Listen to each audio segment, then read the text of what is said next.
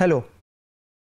In the last lesson, we learnt about the scientific principles like the persistence of vision and the 5 phenomena through which we actually can watch something like a film. And also we traced the roots of cinema from photography to feature films and how the different inventors and the inventions that they did led to it. We also talked about the aesthetics and the technological advancements done by people like Edison, Muybridge, and of course later on Porter, D.W. Griffith, to actually make the cinema that we know as of today. In today's lecture, we'll talk about the classical Hollywood narrative style, we'll talk about the silent films and the evolution of talkies, the rise of the studio system, and the technological progresses like the Technicolor and the CinemaScope. So let's start with the American studio system. Now the dominance of American studio system started in the silent era of Hollywood studios, where they perfected the art of mass production of films. So they were basically mass producing a lot of films at a very high quality level. So because of their mass production design and the quality of their work, American films soon dominated the global film market, even during the silent eras. During this time also, the studios actually wielded enormous powers. Now what were studios? Well, studios were basic places where film shooting used to happen. That's what a studio basically means. But later on, Hollywood studios became huge commercial enterprises where from the entire filmmaking process used to take place, right from conceiving an idea about a film, then writing about it, that means scripting or screenplay design, then shooting, of course the production part, that was the technical term for studio, and later on of course distributing that film, and then of course publicity, marketing, poster creation, all of this used to happen under one area or one roof, as you can say it. Now earlier what used to happen was that they were artisanal productions like Lumiere brothers or Méliès people, they were artisanal. So they used to have a private say and they used to shoot it and they used to work on it. But now there was an entire organization dedicated to making films, and this organization had a very corporate structure to it, as you can say it. So either they had to, the directors or the creative people had to choose between their career in the film industry or the orders of the studio hierarchy, so the studio bosses or the executive bosses. And studios also had a very tight control on the lives of their stars or their directors that they used to hire. So what used to happen was the studios would not pay a director for a certain film. They used to hire a director, they used to have a contract system in which a director or a actor or a technician, whoever he or she was, basically would get a weekly salary and they would retain them for a number of years, or they would force them to do a set number of films for them, no matter what the script is, no matter what the basic plot is, they had to do films. Now this led to a certain sort of rebellion that we'll talk about in a later stage. 3 studios that dominated the silent era was the famous player Lasky, which later became known as Paramount, Leo Inc., which later turned to MGM, and the First National Pictures. So these were the 3 major studios that dominated the silent era between 1910 to mid 1920s. Now the rebellion that I mentioned before, the rebellion happened in later part of the 1910s, and it was led by directors like D.W. Griffith, Charlie Chaplin, Mary Pickford and Douglas Fairbanks. Now all of these were big names in the industry during that time, and so they banded together in 1990 to create a different studio called United Artists. Now this studio was basically different from the conventional studios that we mentioned before, because these were made by artists, so it gave a more leeway to the artist. It was known for its laxity towards creative conception, so it gave more leeway for the person to do what he or she wanted to do in films. and of course they gave greater share of profits. Another thing was profits. Of course, it was a money marketed driven thing, and D.W. Griffith, Charlie Chaplin, or actors like Mary Pickford and Douglas Fairbanks, they were on retainers, sort of a say. So they used to get a salary. They never got any share of the profits that their films were making. And so that's what they wanted. They wanted more share of the profits of their hard work, of their intellectual property. By the end of the silent era, more audio sort of studios came into being and came associated with Hollywood, and those studios are still there today. Studios like the Fox, Universal, Warner Brothers, and the Columbia Pictures. We all know these names because they are still here, in addition to the aforementioned studios like MGM, Paramount, and the First National. Now let's talk about a very important person in the studio setup of Hollywood called Thomas Ince. Now, Thomas Ince is the man or the brain behind the process of filmmaking, the assembly style process of filmmaking that the Hollywood adopted.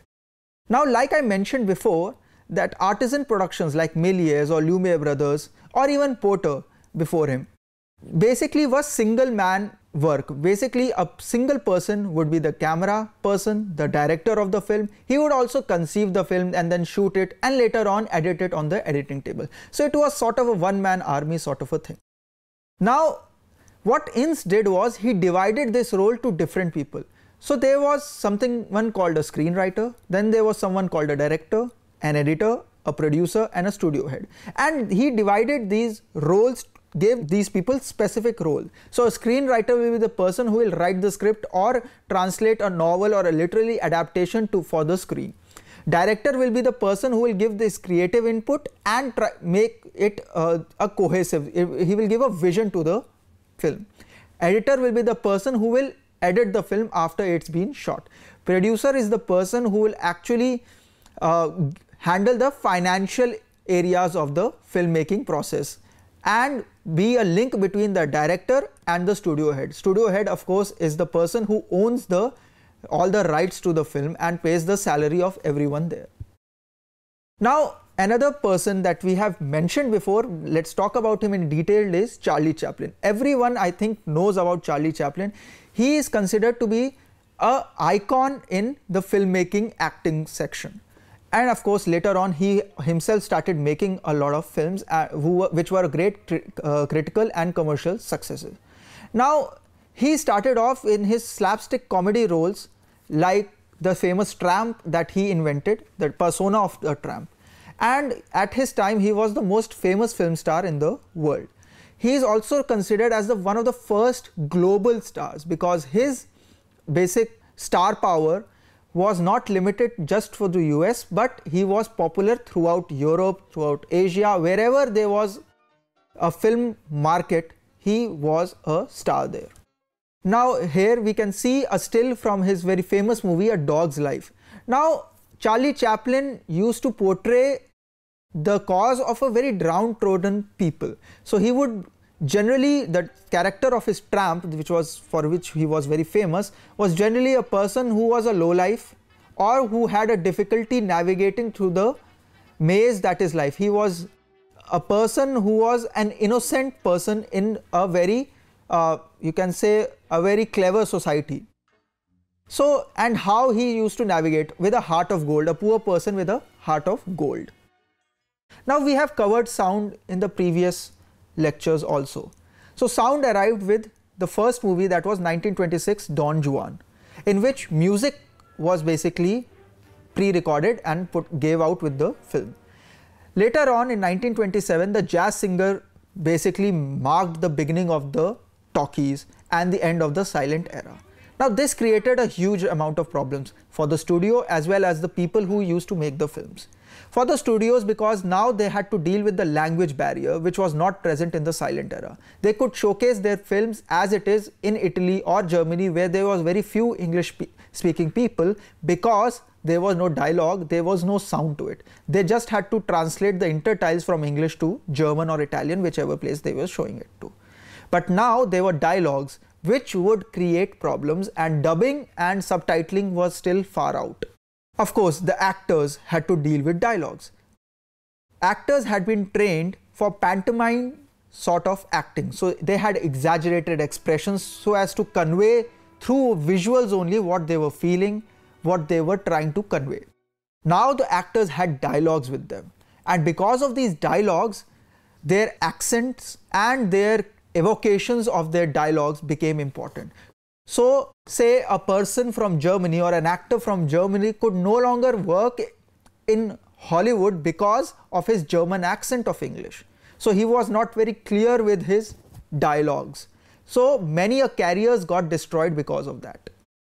Now even the nuance of voice also changed. So now they had to talk, maybe whisper, trying to create a sort of suspense, or they had to be loud, and through their voice they had to modulate their voice in such a way that the message to the audience got conveyed. This gave rise also to the new genres like musicals and the dance movie, the first being The Dance of Life in 1929. Now, what were musicals? Musicals were basically storytelling through music. So they had songs, they had dances, and through song and dance, they used to change the narrative or say the narrative. So there will be like 15 to 20 songs in a film. So all the dialogues, all the important themes, whether they were feeling sad, whether they were feeling joyful, were based around songs. So this is a Hollywood musical. Now let's come to another genre that rose with sound was animation. Now animation actually incorporated dialogues because the animators first used music in one of the first animated films like The Skeleton Dance of 1929 done by Walt Disney. So it was basically a musical number. There were no dialogues in it, but it had music score to it. It was called the Skeletal Symphony. So there was a symphony base on which you had animation. So here you have, of course, a skeleton dance. It was a very short animation, and you had animation of a skeleton dance with, of course, music. This was directed by Walt Disney, the creator of Mickey Mouse. Another genre that rose was the gangster films and the monster movies. Now the gangster films were very popular in the early part of 1930s because of its depiction of a very outlaw sort of a lifestyle. So gangster movies like the Scarface became quite popular during the 1930s, and basically the gangster genre of filmmaking the foundation was laid during this time. Another popular section that rose was the monster movie genre. Now the monster movies like the King Kong came out during this era because the sound could enhance the tension, right? And the sound effects, the monster sound effects, that could really create an atmosphere inside the theater which would scare the audience or enthrall them, whichever they wanted to do. King Kong, as I mentioned, was one of the first popular monster films. Later on, of course, Frankenstein, Dracula, those sort of horror monster movies also came about. But King Kong was, of course, the most noteworthy of these all. Another thing that happened was the comedies. Now I talked about previously about Charlie Chaplin and his slapstick nature of comedy, which was more physical. So Charlie Chaplin used to have more physical comedy to it. But now, because of sound, that slapstick comedy had to be toned down a little and more dialogue oriented comedy used to come. So it was about wit, it was about creating comedy through dialogue. So we had a new personas like the Marx Brothers, the Three Stooges, or Lawyer and Hardy sort of a comedy where the characters used to interact with one another, and through that interaction they used to create comic references. That does not mean that slapstick ceased to exist. No, slapstick remained in addition to the dialogue oriented comedy. Here we can see a still from the Flying Deuces 1939, Lawyer and Hardy, a very famous comic duo. So you can see the expressions, the style, that the slapstick nature is there, but of course there are dialogues in addition to that. Now let's move on to a very important part of cinema. All of these films that we have mentioned till date are actually black and white. So how and when did this black and white films change into Technicolor or color? Well, it's all began with Technicolor. Technicolor was the first method through which films were colored. The first Technicolor method was a two-color subtractive process that came into being in 1922, and it was used in 1922 in a film called The Toll of the Sea. Later on, the musicals like The Gold Diggers of Broadway in 1929 also started using color. Now, color was always on the minds of the early filmmakers also.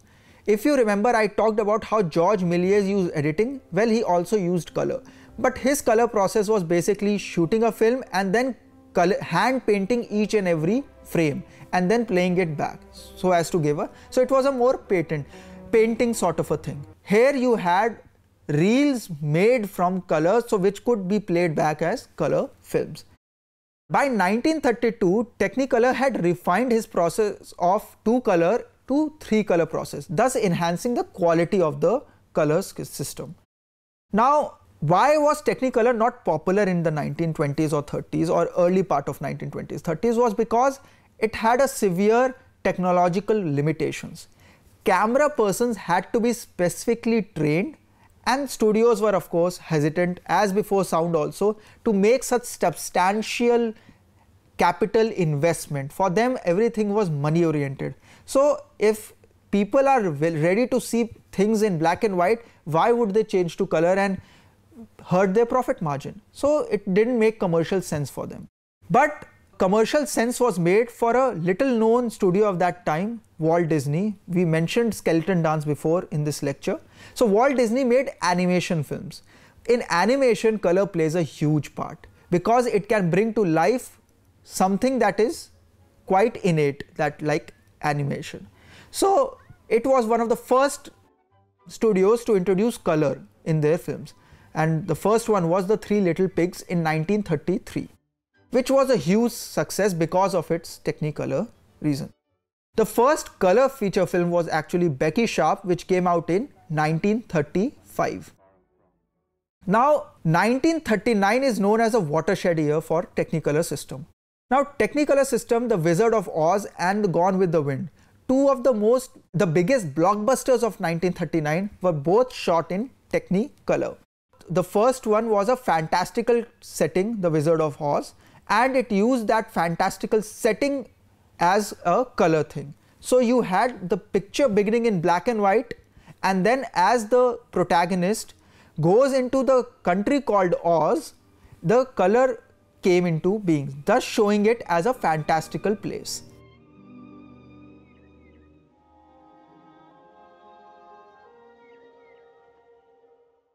Gone with the Wind was another Civil War drama that was shot, and it was a sort of an epic in filmmaking. Gone with the Wind was based on a novel, and the grandness of the story required it to have a very grand value. So Technicolor was used to enhance the epic level or the epicness of the said film. Of course, later on, Eastman color by Kodak came into being, which led to the downfall of Technicolor. Now, there were two major reasons for Eastman color basically coming and swapping its thing with Technicolor. Technicolor was more expensive than Eastman, and Technicolor was more problematic to handle. Now, if you had to shoot a film in Technicolor, especially in the early part of the Technicolor genre time, you had to have the camera person who was trained by Technicolor. So no other camera person could work on the Technicolor system except that who was trained by the Technicolor Corporation. Eastman Color actually did not have that problem. Eastman Color used to supply the film, and any person who could shoot on black and white or who was trained for black and white film could shoot on Eastman Color. So by 1955, Technicolor ceased to exist. And by 1967, all the major films were shot in color. Here are the stills from the early part of the Technicolor, which is basically The Three Little Pigs, 1933, which was the animation film by Walt Disney, and a still from The Wizard of Oz, 1939.